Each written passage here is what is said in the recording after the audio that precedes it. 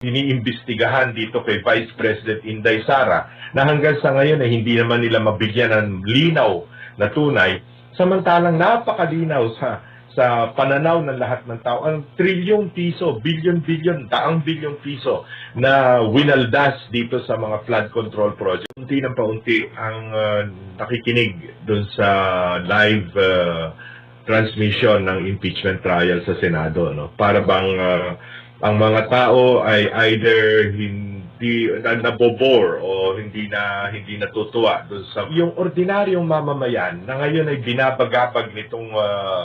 patuloy na lumulubog na ang halos 4 na milyong Pilipino sa baha. Ang laging sumasariwa sa kanilang isipan,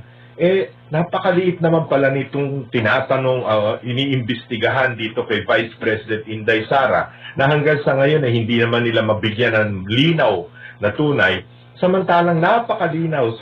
sa pananaw ng lahat ng tao ang trilyong piso, bilyon-bilyon, daang bilyong piso na winaldas dito sa mga flood control projects at iba't iba pang mga corruption